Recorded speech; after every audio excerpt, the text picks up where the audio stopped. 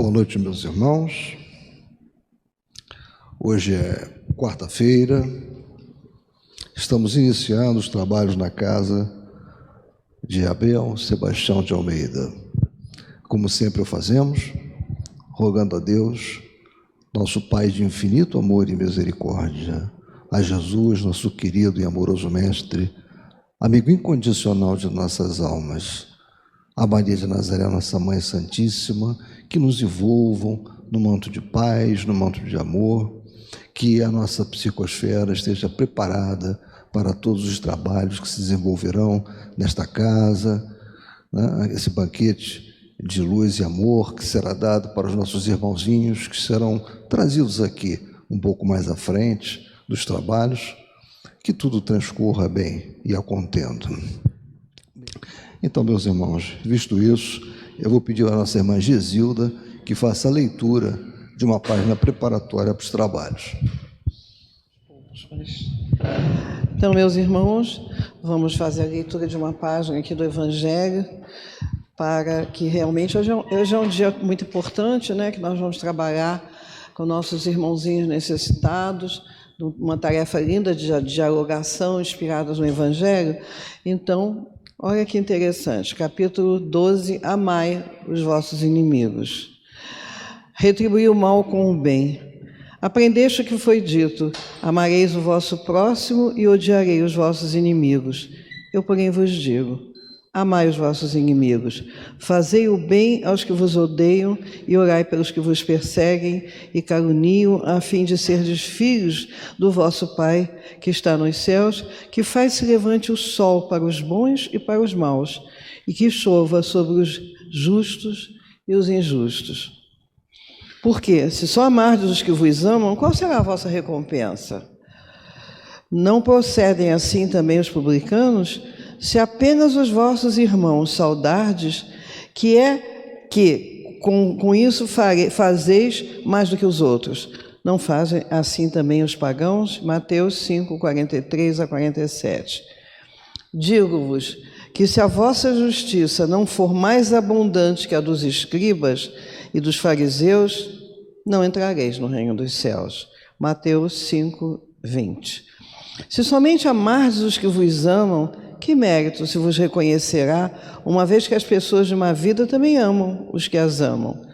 Se o bem somente o fizerdes aos que vô-lo fazem, que mérito se vos reconhecerá, dado que o mesmo faz a gente de má vida? Se só emprestardes àqueles de quem possais esperar o mesmo favor, que mérito se vos reconhecerá quando as pessoas de má vida se entreajudam dessa maneira para oferir a mesma vantagem? Pelo que vos toca, amai os vossos inimigos. Fazei bem a todos e auxiliai sem esperar coisa alguma. Então, muito grande será a vossa recompensa e sereis filhos do Altíssimo, que é bom para os ingratos e até para os maus. Sede, pois, cheios de misericórdia, como cheios de misericórdia é vosso Deus. Então, uma página muito linda, né? Um exercício espiritual fantástico que a gente tem que exercitar, e exercitando a gente vai mobilizando as forças mais profundas da nossa alma. Retribuir o mal com o bem. Para isso precisa não ser rancoroso, não ter melindre, não ser suscetível demais. Que Deus nos inspire nessa tarefa.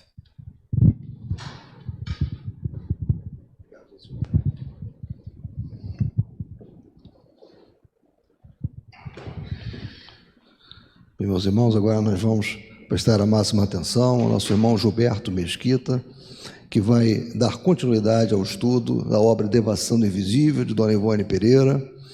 Ele vai continuar o estudo do nosso irmão Mauro, da semana passada, e vai ingressar também naquela parte que lhe cabe realmente na distribuição.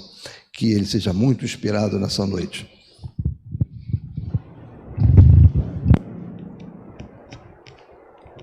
Oi, alô, boa noite.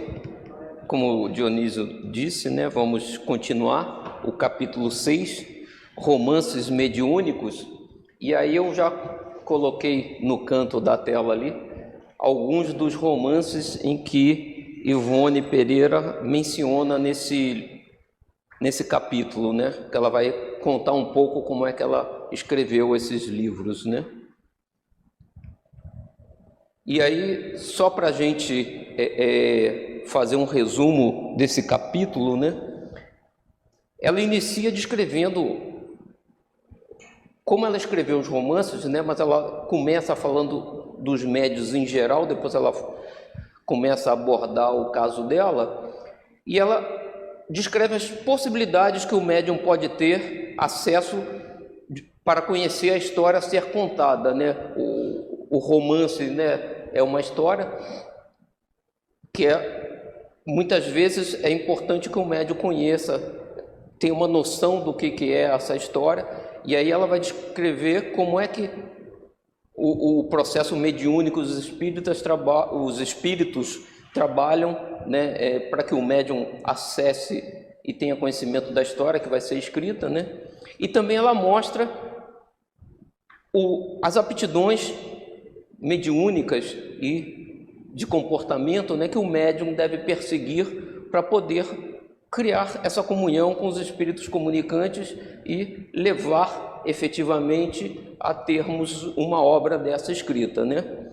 Então ela descreve que as possibilidades na parte mediúnica vão desde a psicografia mecânica, psicografia semimecânica, intuição, audição, até visões e transportes em corpo astral, né? Arrebatamento do espírito, e que em muitos casos essas possibilidades podem ocorrer em paralelo, como a psicografia associada a visões e a audição, né? Então ela nos conta, isso é interessante, né, que a gente normalmente vê o médium psicografando, mas ela diz que muitas vezes, no momento mesmo que ela está psicografando, ela ouve e ela vê também as visões, ou seja, aquilo que ela está escrevendo, ela consegue visualizar também, né? Bem interessante. Já no caso das determinações que devem fazer parte das ações do médium, eu marquei aqui em amarelo, porque eu achei bem interessante, ela não diz tem que estudar o espiritismo, né? Ela fala, estão as boas leituras e o estudo em geral, ou seja, é importante o nosso aculturamento como um todo, né? Ainda mais quando a gente vai escrever obras que tem alguma coisa de literatura, tem alguma coisa de arte, então ela fala o seguinte, estudar o espiritismo é básico, mas o estudo não deve se limitar ao estudo espírita, mas as boas leituras e o estudo em geral, isso facilita, né? As observações e meditações, a gente vai ver que ela conclui muita coisa do que ela observa, do comportamento que ocorre com ela e tudo mais. Então, as observações e meditações, além de uma retificação dos valores pessoais íntimos, ou seja, a reforma íntima é básica, né? Todos nós espíritas, não só médiuns, mas também aos médiuns, né? De forma a se ajustar às faixas vibratórias dos espíritos comunicantes. Aí a gente vai dar continuidade, então, ao estudo desse capítulo, no qual Ivone narra as experiências quando ela psicografava esses romances, né? Aí logo no início escrevendo as... Peraí.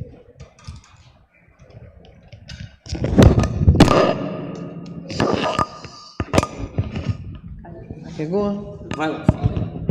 Quando diz, inicia descrevendo as diversas possibilidades que o médium pode ter acesso para conhecer a história a ser contada, a gente lembra do romance Há 2000 anos, em que Emmanuel pegava o Chico, agora vamos para a Roma Antiga, e descia como um diretor, mostrando cenas, né, um laboratório cênico, para que fosse mais fácil ele escrever. Ela vai narrar isso exatamente, inclusive ela menciona o Chico também. Eu acho muito interessante.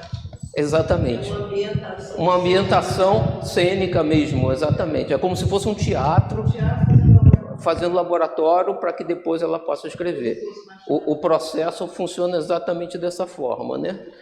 E aí, só para a gente ter um... Ligou? Não ligou, não. Tá ligado.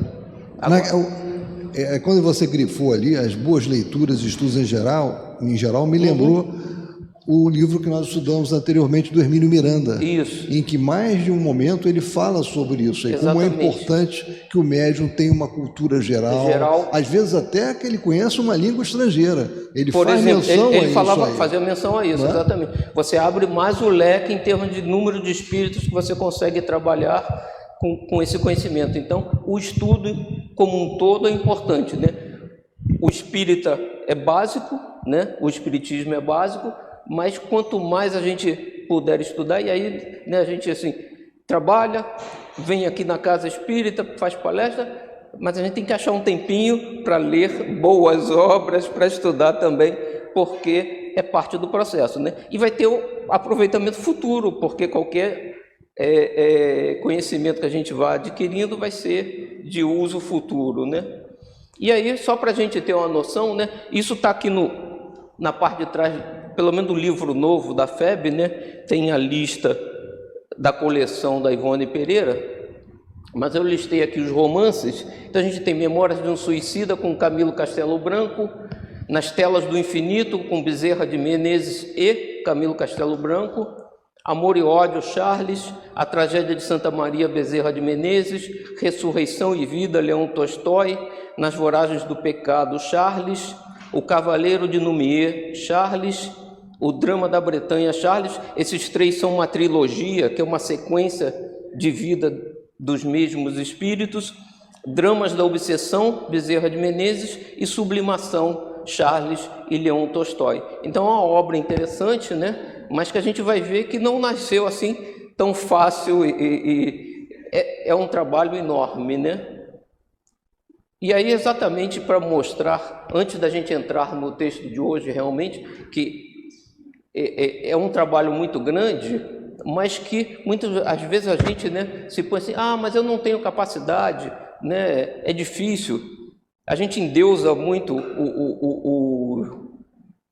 os médiuns, né, e os que ficaram mais famosos, mas foi difícil para ela também, exatamente como para a gente, né? Porque Ivone passou a infância em um lar pobre e modesto, conhecendo dificuldades inerentes ao seu estado social, que, segundo ela, a beneficiou muito, pois bem cedo aliou-se das vaidades mundanas. Ela teve vidas passadas em que ela foi da corte e tudo mais, e isso prejudicou, né? Então, dessa encarnação, ela veio numa família pobre, o que também dificultou o acesso dela ao conhecimento, ao ensino. Então, ela foi muito autodidata, né? Ela estudava por conta própria, porque ela não teve oportunidade de acessar. Então, teve dificuldades grandes, ou seja, apesar dela, de um passado que ela tinha, que todos nós temos, porque todos nós já reencarnamos diversas vezes, nessa vida, ela tinha dificuldades sérias de dar continuidade, né, ao processo. Ela escrevia os romances, mas tinha dificuldade de revisá-los.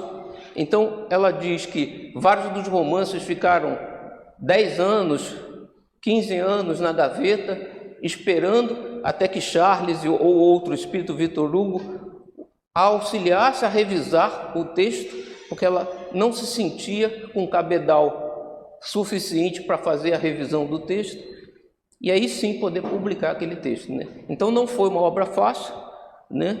Mas ela lutou para que isso acontecesse, né? Ela podia ter desistido, jogado fora aqueles manuscritos e não ter lançado os livros que acabou lançando, né? E aí ela falou assim, aliou-se das vaidades mundanas e compreendeu as necessidades do próximo.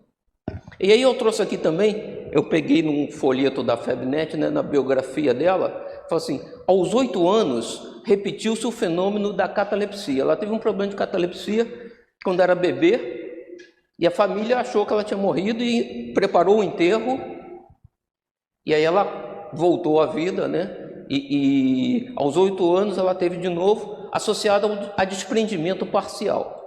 Aconteceu à noite e a visão que teve marcou-a pelo resto da vida. Em espírito, foi parar ante uma imagem do Senhor dos Passos na igreja que frequentava. Pedia socorro, pois sofria muito.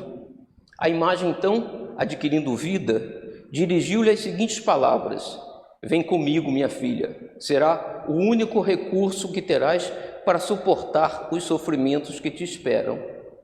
Aceitou a mão que lhe era estendida, subiu os degraus e não se lembra de mais nada. Certamente disseram: você sofre por causa disso, né? Ela cometeu erros no passado e esse é o seu caminho, né? Essa é a sua possibilidade de redenção, né? De fato, Ivone Pereira foi uma criança infeliz. Vivia acossada por uma imensa saudade do ambiente familiar que tivera na sua última encarnação na Espanha e que lembrava com extraordinária clareza. Considerava seus familiares, principalmente seu pai e irmãos, os atuais, né, como estranhos. Para ela, o pai verdadeiro era o espírito Charles e a casa a da Espanha. Eu me lembrei do livro do Hermínio, né? Eu acho que Hermínio, quando cita Regina Médium, ele fez um pupurri de médios e um deles deve ter sido a própria Ivone, né? Esses sentimentos desencontrados e o afloramento das faculdades mediúnicas faziam com que tivesse comportamento considerado anormal por seus familiares. Ela era de família católica, né? Por esse motivo, até os 10 anos, passou a maior parte do tempo na casa da avó paterna. Então não foi fácil realmente, né? E aí, só para a gente finalizar essa análise da Ivone, né? E ela era uma pessoa simples nessa encarnação e conseguiu, mesmo com essa simplicidade, mesmo com as dificuldades de acesso ao conhecimento, ao estudo e tudo mais, levar a cabo o trabalho, né? Foi feito uma pergunta para ela, isso é ela em vida ainda, a gente vai ouvir a voz dela, né? Com a seguinte pergunta, né? Dos autores que a senhora já recebeu, existe um preferido? E qual a influência dos autores que recebe na missão que a senhora escolheu? Ela vai responder a primeira parte, né? Quais os autores, os espíritos que ela se comunica, que ela prefere, né?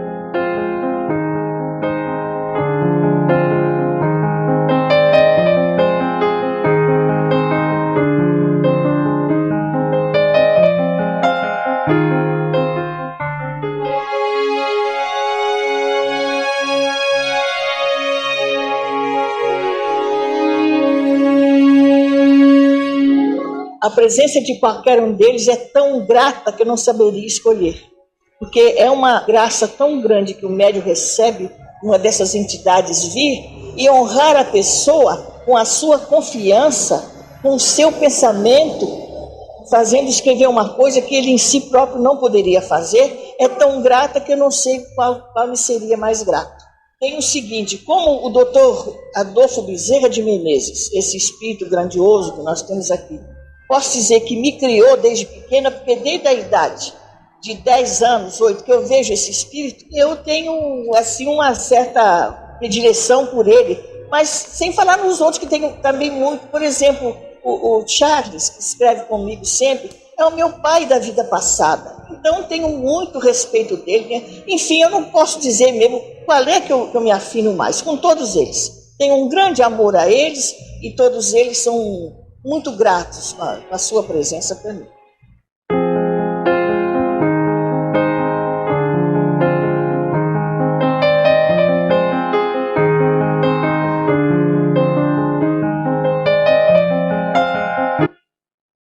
Bom, visto isso, né, essa visão, a gente tem quem era ela, né, e como é que ela escrevia.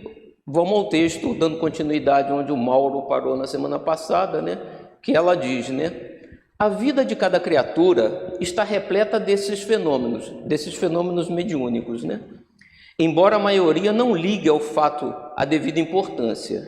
Igualmente, a vida de muitos artistas célebres, médiuns quase todos, sem o saber, alguns demonstrando mesmo faculdades positivas, enumera fatos idênticos, visões, transportes em corpo astral ou arrebatamento do espírito, de que trata João. Aqui João que ela menciona é João Evangelista, que ela comentou no início do capítulo, ela vai falar de novo mais adiante, né?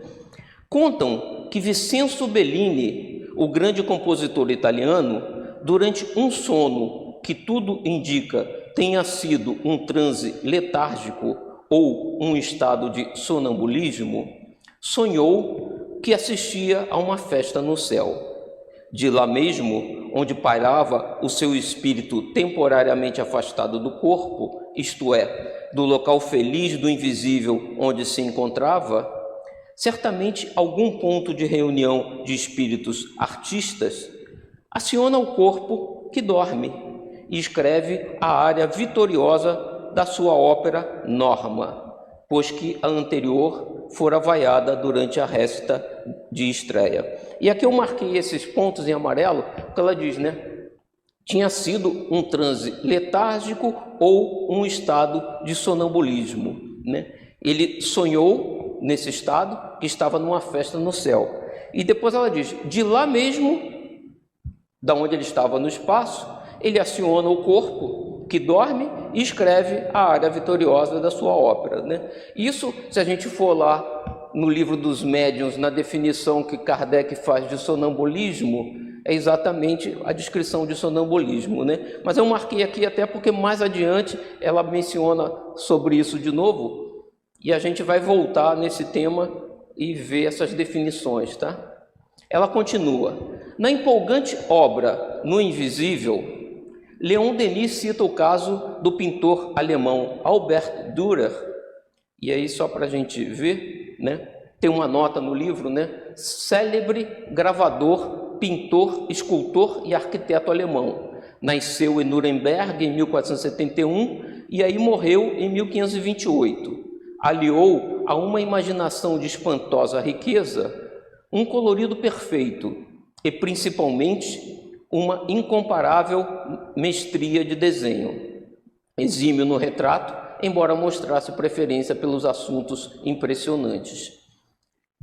E aí ele diz, né, o Albert Dürer, o qual, preocupado por não se sentir inspirado para a criação de um quadro que reproduzisse os 4 evangelistas, debruça-se à janela de sua água furtada, e aí eu botei, em vez de botar a nota que tem no livro, eu botei o desenho aí, né? Água furtada é aquele quartinho naquelas casas na Alemanha, na Suíça, que tem um teto muito alto, eles fazem um cômodo ali com uma janelinha pelo telhado, né? E esse cômodo se chama água furtada, né? Na cidade de Nuremberg, Alemanha, e faz sua invocação aos poderes espirituais. Pouco a pouco, desenha-se no espaço materializadas, a imagem comeu ali, mas a palavra, né? A sua vista materializada, as 4 figuras que ele desejava pintar. Essa figura que eu botei é o quadro que ele pintou, né? Que ele chama Os Apóstolos. Ele fez 2 telas que formam um quadro e, de acordo com a Ivone, esse quadro representa a visão que ele teve quando ele, quase que em oração, né, pediu inspiração e as imagens se materializaram no céu na frente dele, na cidade, né? E ele era um artista, não era espírita, isso muito antes do espiritismo, né? A riqueza dos tons luminosos que envolvem essa obra-prima dos céus clareia a parte da cidade alcançada pelo artista da janela da sua humilde habitação, e este, deslumbrado, plenamente harmonizado com as vibrações das esferas artísticas da pátria espiritual, pôde observar os pormenores do modelo insólito concedido por seus amigos do mundo invisível. Daí a reproduzi-lo mais tarde, obedecendo ao capricho dos claros e das sombras, da harmonia das cores e da pureza das linhas, seria fácil, pois Albert Dürer é um grande artista, um sensitivo cujas vibrações penetram as camadas superiores do invisível, e aquela visão sublime se decalcou nos refolhos da sua alma em formas indeléveis, o que lhe permitiu reproduzir a obra em toda a sua magnificência. Então, de acordo com ela, a obra reflete exatamente o que ele viu, né? E tem uma nota aí, nesse item, que diz, né? Em ocasiões tais, verifica-se uma espécie de hipnose sobre o sensitivo. Mais tarde ou mais cedo, ele reproduzirá fatalmente o que o invisível lhe forneceu, embora seja auxiliado ainda, na hora da reprodução, né, pelo mesmo invisível ou pelos seus amigos e protetores espirituais. Então, ela fala no início ali, né, que ela ou o artista ou o médium, né, entra em transe letárgico ou em sonambulismo, né, e que muitos desses processos funcionam como um processo de hipnose, né? E aí eu peguei então André Luiz no livro Mecanismos da Mediunidade, por Chico Xavier, porque ele fala sobre isso, né? E ele nos diz o seguinte: induzidos pelo impacto de comando do hipnotizador, aqui ele está falando sobre hipnose como um todo, quer dizer, pode ser um ser vivo hipnotizando outro ser vivo, né? Um espírito hipnotizando um ser vivo, se aplica a todos os casos, né? Então ele está dizendo, né? Pelo impacto de comando do hipnotizador, os hipnotizados produzem oscilações mentais com frequência peculiar a cada um. Oscilações essas que, partindo deles, do que está sendo hipnotizado, entram automaticamente em relação com a onda de forças positivas do magnetizador, voltando a eles próprios com a sugestão que lhes é desfechada. Ou seja, eles fecham um circuito, né? Se conectam e volta para eles a sugestão que o hipnotizador traz, né? Estabelecendo para si mesmos o campo alucinatório em que eles responderão aos apelos. Cada instrumento, nesse passo, após demonstrar obediência característica, revelar-se-á em determinado grau de passividade. A maioria estará em posição de hipnose vulgar. Alguns cairão em letargia, alguns raros em catalepsia ou sonambulismo. E aí vamos ver o que André Luiz diz sobre isso, né? Ele diz: nos dois primeiros casos, isto é, na hipnose e na letargia, as pessoas apassivadas à frente do magnetizador terão libertado em condições anômalas certa classe de aglutininas mentais que facultam o sono comum, obscurecendo os núcleos de controle do espírito nos diversos departamentos cerebrais. Além disso, correlacionam-se com a onda motor da vontade a que se sujeitam, substancializando na conduta que lhes é imposta os quadros que se lhe apresentem. Então, nesse caso, a pessoa dorme, né?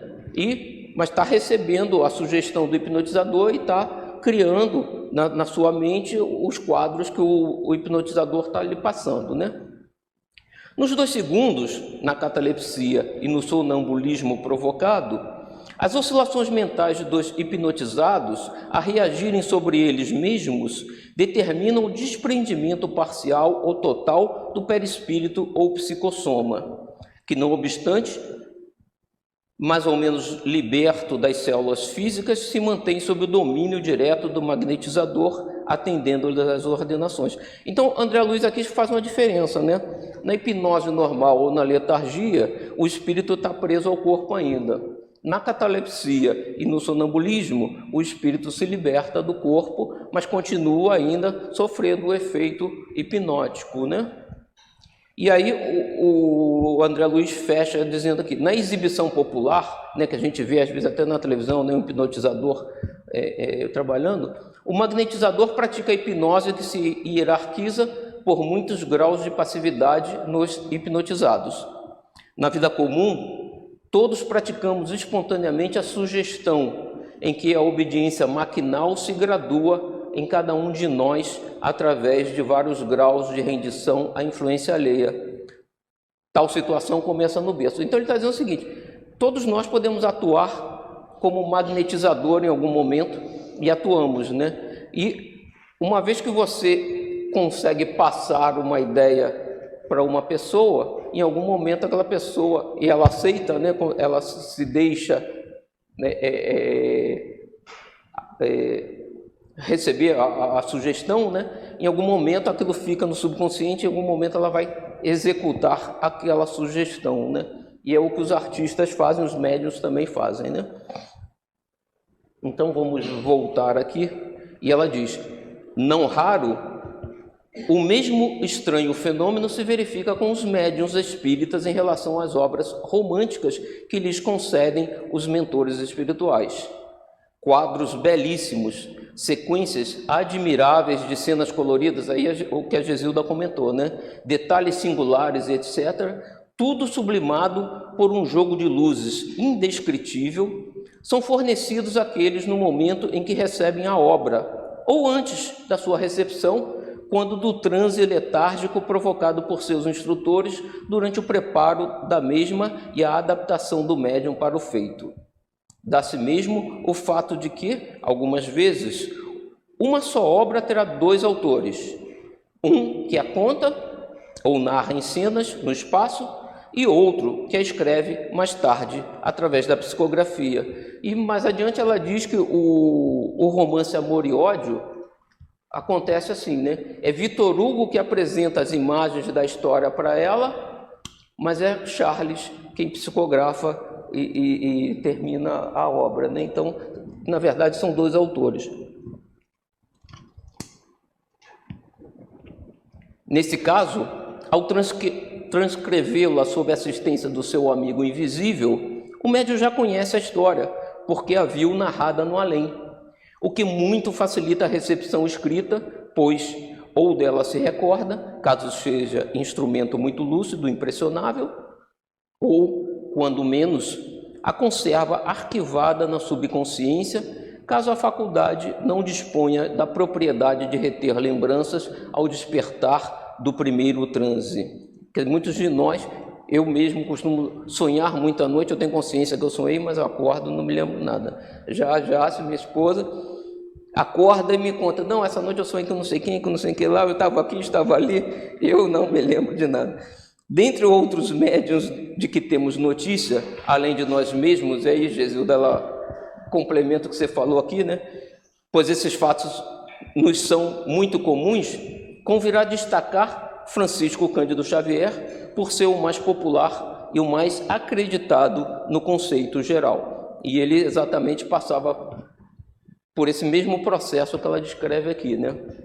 E ela coloca aqui, confessa ele, né, o Chico Xavier, que ao receber da entidade espiritual Emmanuel o livro Paulo e Estevão, assistiu deslumbrado à cena da aparição do Nazareno a Saulo de Tarso na estrada de Damasco, quadro fluídico criado pela palavra espiritual. E aí o próprio livro traz, né?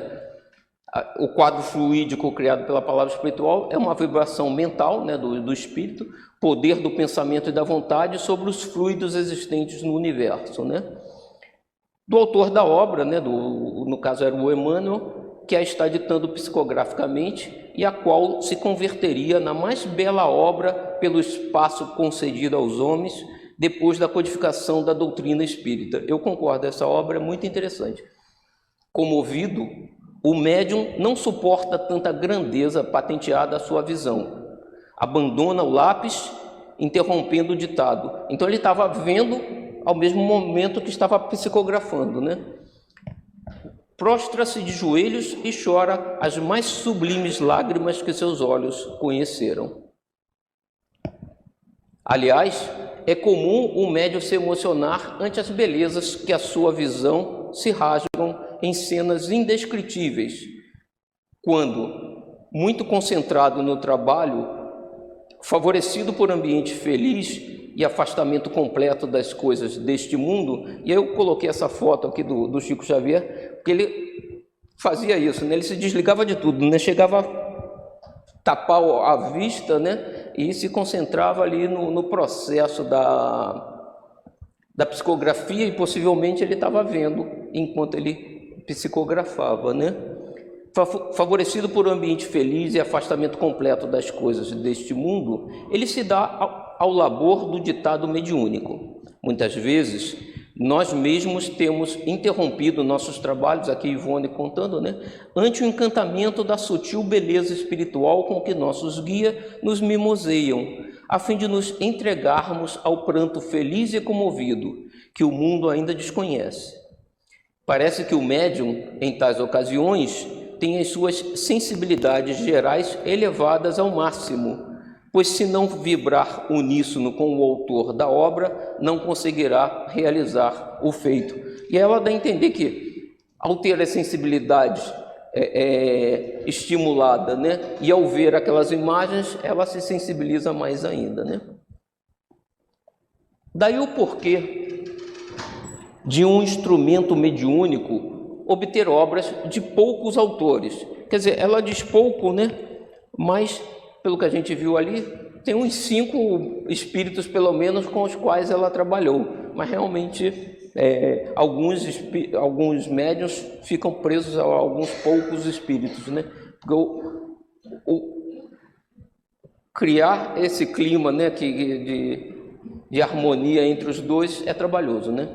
Exigindo o máximo de qualidades harmoniosas de um e de outro, ou seja, é trabalhoso para o médium, é trabalhoso para o espírito, tais como amor à causa, vontade, pureza de intenções, humildade, paciência, perseverança, desinteresse de toda e qualquer natureza, mormente o desinteresse monetário, renúncia e até mesmo espírito de sacrifício. Então aqui é uma listinha pequena, né, de coisas que o médium deve fazer, né?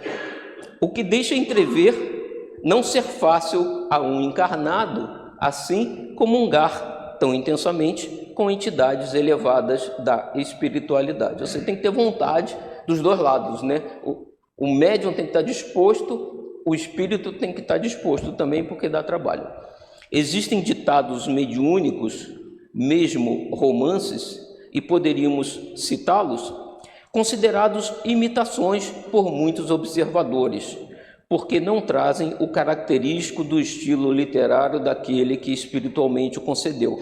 E aqui ela vai descrever, como Hermínio de Miranda já fazia, né? Hermínio de Miranda fazia aquele paralelo das cores, né? Ele dizia: a vontade de um é amarelo, a vontade do outro é azul e o resultado é verde, né? Porque o resultado final é um misto do que o espírito está trazendo com o que o médium intercala ali no processo, né? Então, está dizendo, em alguns casos, isso altera o estilo literário do espírito que está escrevendo, e para alguns que olham, eles dizem: pô, mas foi ele mesmo que escreveu? Está diferente, né? Ela fala: no entanto, sabemos que a obra, o médium sabe, né, que a obra não é dele, né, que é do espírito, realmente é daquele cujo nome figura no volume. O que se passa é que transmitir o estilo integral é uma tortura para certos médiuns, como trabalho exaustivo para o autor. Razão porque nem sempre este obrigará seus medianeiros ao penoso labor, visto o intento de uma obra espírita ser a sua finalidade moral, educativa, doutrinária, e não propriamente a simples realização literária. São as duas coisas, né? Uma obra literária, um romance, mas que tem a finalidade educativa, né? Doutrinária. De outras vezes, porque o médium não apresente os recursos necessários, dá-se uma como tradução no seu pensamento, no pensamento do espírito, né? O médium, recebe o ditado e transmite-o para o papel, empregando sua própria linguagem, o que resulta na desfiguração do estilo literário do escritor comunicante, se tratar de literato conhecido na Terra. Alguns espíritos, né, devido a tais fatores, adotam pseudônimo, encobrindo o próprio nome até mesmo de ser um instrumento mediúnico. Ou seja, eles percebem que o estilo próprio dele não vai passar na obra final, eles assinam com pseudônimo, porque até existem muitos críticos, ela comenta isso mais adiante, que olha, fala: mas esse aqui não é o estilo, né? Os materialistas, então não espíritas, né, ficam presos à letra, né, e olham lá e falam assim: ah, não, mas o nome é esse, mas o estilo não é o estilo original desse escritor, né? E tenta até botar em dúvida a mediunidade, todo o processo, né? Então, O espírito, sabendo disso, muitas vezes já usa um pseudônimo, né? Todavia, o pensamento foi do escritor e não do médium, e por isso a obra deverá ser considerada mediúnica. Muitas vezes, desde que não se positive o fenômeno espírita propriamente dito, eu marquei aqui porque o que ela está dizendo não se positive não é que não ocorre a psicografia, não ocorre a escrita do livro, não se positiva em termos de as pessoas reconhecerem o livro como daquele autor, né? Será mais conveniente que tais trabalhos apareçam a público sob o nome do próprio médium, visto que, destituídos do estilo do escritor conhecido a quem se atribui o trabalho, será difícil provar que efetivamente houve o fenômeno mediúnico, muito embora se tenha dado, e assim se contornarão controvérsias e polêmicas muito prejudiciais à doutrina. Ou seja, para evitar discussões, né, põe o nome do próprio médium. Tal sutileza da faculdade mediúnica opera-se comumente entre alguns escritores e será então o que chamaremos inspiração, ou seja, quando não é uma psicografia mecânica, né, entra um processo intuitivo, né, o médium, a atuação do médium no processo é maior, né, o pensamento dele interfere mais, e aí é uma inspiração, né, que ela está dizendo. Não obstante, conheçamos tais casos no setor psicográfico também. Alguns escritores desencarnados, como Camilo Castelo Branco, né, que foi o autor do Memórias de um Suicida, que foi um estilista inconfundível, isso em vida, né, um purista do idioma português, não fazem, em absoluto, questão de que o seu antigo vigor literário se reproduza integralmente através de um cérebro mediúnico. O que querem é se desincumbir de tarefas que lhes desanuviem a consciência das sombras dos delícias passados, reabilitando-se pela literatura de além-túmulo da antiga feição ociosa ou nociva da literatura cultivada no estágio terreno. Ou seja, ele era um escritor, literariamente falando, e em termos de linguagem, perfeito, né? Mas as ideias que ele vinculava eram materialistas, né, contrárias ao espiritismo, né? E agora ele voltou como espírito escrevendo e ele quer revisar, ele está menos preocupado com o estilo literário, mas preocupado em trazer novas ideias, né? Reescrever o que ele escreveu no passado, né? É o resgate, pois que se verificará. Preferentemente, tais escritores tomarão pseudônimo, encobrindo-se do próprio médium, que poderá não guardar o devido segredo, entusiasmando-se com o próprio feito de que foi instrumento. Outros, como Leon Denis, preferirão não ditar obras mediúnicas a vê-las desfiguradas no seu estilo pessoal. O que querem é a prova insofismável do fenômeno espírita. Continuam no além as pesquisas e experiências encetadas na Terra. Leon Denis não tem que se arrepender, muito pelo contrário do que ele escreveu, né? Então ele quer enfatizar que é ele que está ali comprovando, né, a sobrevivência do espírito, né? E aí ela diz, né, um mesmo espírito poderá ditar uma obra, dando a ver ao médium as cenas antes ou no momento do ditado, e poderá ditar outra, ainda pelo mesmo médium, valendo-se tão somente da psicografia, sem que o intermediário veja coisa alguma, ou pelo menos sem que este se recorde do que viu, pois pode dar-se o fato dele ter presenciado o drama, posteriormente psicografado, durante um desdobramento e de nada se recordar em vigília. De outro modo, o fato de recordar será uma disposição particular do aparelho mediúnico. Eu marquei isso aqui, porque isso é verdade, né? Mas tem uma passagem de Libertação, Francisco Cândido Xavier, por André Luiz, né, que ele fala de uma médium que é emancipada e levada a um encontro no espaço, né, que ele narra o seguinte, né, estando o seu espírito em estado de emancipação durante o sono, o instrutor ajudou-a reapossar-se do envoltório fisiológico, cercando-lhe o cérebro de emanações fluídicas anestesiantes, para que não lhe fosse permitido o júbilo de recordar, em todas as suas particularidades, a experiência da noite. Se guardasse a lembrança integral, disse o instrutor, provavelmente enlouqueceria de ventura.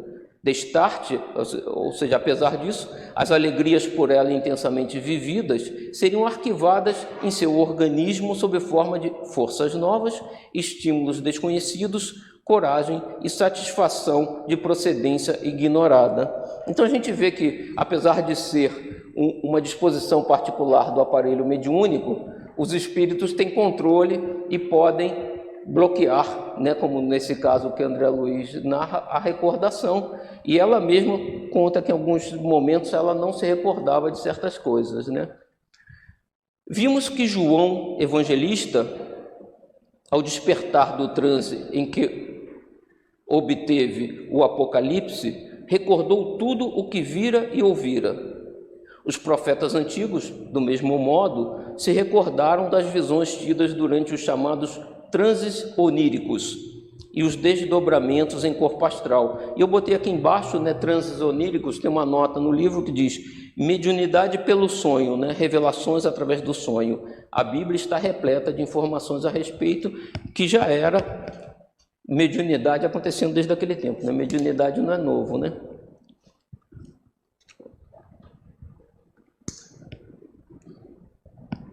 E aí ela começa a entrar na descrição dos romances, né? Ela diz, do que particularmente nos diz respeito, agora ela está falando dela própria, lembraremos que o livro A Tragédia de Santa Maria, por nós escrito sob a direção da entidade espiritual Adolfo Bezerra de Menezes, e aí eu coloquei aqui, né, A Tragédia de Santa Maria, com uma mensagem de iluminação rica dos conceitos de moral cristã, sobretudo para o coração dos jovens. A Tragédia de Santa Maria aborda a história de duas encarnações sucessivas de um mesmo grupo, evidenciando os equívocos causadores das tragédias do crime e da dor. As doces palavras do espírito Bezerra de Menezes, transcritas pela médium Ivone Pereira, compõem uma narrativa repleta de lições valiosas para uma juventude cheia de oportunidades e sedenta de bons exemplos, luz e justiça.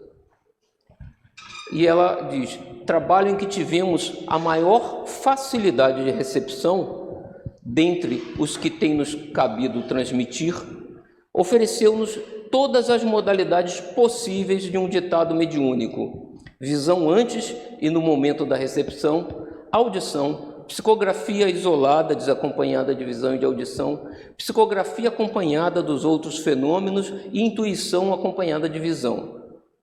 Então, ela foi, né, envolvida de diversas formas, enquanto escreveu esse livro, para poder ter todas essas experiências, né? Consideramos essa época da nossa existência, 4 meses, das mais felizes, entre as poucas horas ditosas que fruímos neste mundo, dada a suavidade, o enternecimento das faixas vibratórias que nos envolveram durante o período consumido no ditado de trabalho. Curioso, né? Você vê o cuidado que Bezerra de Menezes tem, né, de facilitar o processo, né? E eu botei um comentário aqui embaixo, né, que é o seguinte, no início do capítulo, o Mauro abordou semana passada, ela diz que normalmente a mediunidade ou é missão ou é, como é que se diz, provação, né? E que no caso dela era provação. Talvez em alguns casos, principalmente naqueles romances em que ela participa, que devia ser doloroso, porque ela via os erros dela do passado, né? E era uma provação forte para ela, certamente. Mas nesse aqui ela diz, né, que é um trabalho que ela foi as melhores horas da vida dela, ou seja, então nem tudo no trabalho do médium é ruim, né? Tem coisas boas também, né? E aí é o exemplo claro, né? Que ela conta que, né, no caso desse romance, ela teve uma experiência agradável, né? Mesmo feliz. Foram 4 meses de felicidade, de acordo com ela própria, né? E ela descreve, né? Que divisões outras, então, obtivemos da vida espiritual, Que de surpresas cativantes! E como convivemos com os seres invisíveis, mostrados à nossa respeitosa contemplação naquelas noites magníficas, quando, abstraída da vida terrena, aliviado o nosso coração de sofrimentos e humilhações oriundos da vida social terrena, a assistência de Bezerra de Menezes se tornava positiva e integral, para que o seu feito romântico se realizasse sem que nenhum esgotamento físico, nenhuma fadiga mental nos abatesse a saúde. Esse venerável espírito é seguido, por assim dizer, por grande número de entidades ainda vacilantes, porém submissas, cuja readaptação ao estado espiritual é operada sob sua desvelada direção. Víamos e falávamos a várias delas enquanto trabalhávamos naquela obra. É interessante, né, que não só Bezerra de Menezes estava ditando a obra, mas ele continuava auxiliando aos necessitados, envolvendo eles naquele trabalho, né? Bem interessante. Entre mentes, as visões do drama que então nos eram fornecidos decorriam em ambiência branca, lucilante. Aí agora ela vai descrever as diferenciações do processo, né? Que ela diz, eu tinha visões, tinha audição, mas ela descreve diferentes processos, né? Então ela diz, elas ocorriam em ambiência branca, lucilante, mesclada de tons dourados, como se raios de sol puríssimos iluminassem a transparência. E eu tentei reproduzir isso aqui, né? Branca, efeito ao que julgamos inédito sobre a terra, a nós outros impossível de descrever, e como se todas as cenas e panoramas fossem desenhos delicadíssimos a se movimentarem em cenários celestes. No entanto, em Uma História Triste, que integra o volume Nas Telas do Infinito, que é outro romance, né? E aí a gente vai ver aqui o romance Nas Telas do Infinito, dividido em duas partes, Uma História Triste e Tesouro do Castelo. Nas Telas do Infinito apresenta uma narrativa comovente, sobretudo com foco na lei de causa e efeito, tendo como objetivo o consolo e o alerta aos que sofrem duras provações. Na primeira parte, ambientada em comunidade pobre do Rio de Janeiro do século XIX, o espírito Bezerra de Menezes nos apresenta a personagem Palmira, um espírito que busca a reparação de erros do passado e dignifica-se com testemunhos comoventes de renúncia e paciência. Ela descreve, né? O drama se desenvolveu em suave ambiente azul, levemente esbatido de nuances brancas lucilantes, quais neblinas tenuíssimas, enquanto que em Leonel e os Judeus era uma obra que ela tinha, né, aquilo que eu comentava no início, ela escrevia e aquilo ficava, os papéis na gaveta dela, um tempão até ela conseguir publicar. Na verdade, essa obra, na época era inédita, mas refere-se à obra Dramas da Obsessão, lançada em 1964, depois dessa obra aqui. E Dramas da Obsessão, o livro possui 2 contos, divididos em 3 partes, com histórias de pessoas que foram obsidiadas e as consequências nas vidas sucessivas. Então, nesse livro do mesmo autor, a história se desenrolou sob colorações fortes, mas com algumas cenas muito sombrias, tais como salas de suplícios da Inquisição em Portugal e outras muito nítidas, como o rumor das águas de um repuxo de jardim ao se despenhar no tanque, o brilho de candelabros de prata sob a luz das velas e o som da cítara, com que uma personagem se acompanhava entoando salmos de Davi. Então, o que ela nos narra é aquilo que a Gesilda comentava no início, né? É todo um ambiente, né? É um palco, realmente, né? Com diferentes iluminações, com diferentes características, para criar o clima que o espírito quer dar àquele romance que ele vai escrever e para que o médium entre naquele clima, né? Então, o processo é bem criativo, né? Bem interessante, né? A gente está chegando aqui ao final. Muitas das vezes a gente Assim, a Marisa está comentando, né? A gente lê esse romance e a gente capta esse clima, né? E a gente acaba recriando, né, de alguma forma esse clima, porque realmente, e aí é importante exatamente envolver o médium, né, para que o médium capte a ideia, para que aquilo saia na psicografia, para que a gente possa depois, quando ler, perceber, né, essa direção que ele queria dar ao romance, né? Então, tem mais outros romances, a gente vai ver na próxima semana que vem é feriado, na outra semana, né, a gente continua, mas e a gente vai falar sobre alguns outros romances que ela descreve e um pouco mais desse processo aí. Que tenhamos todos uma boa noite.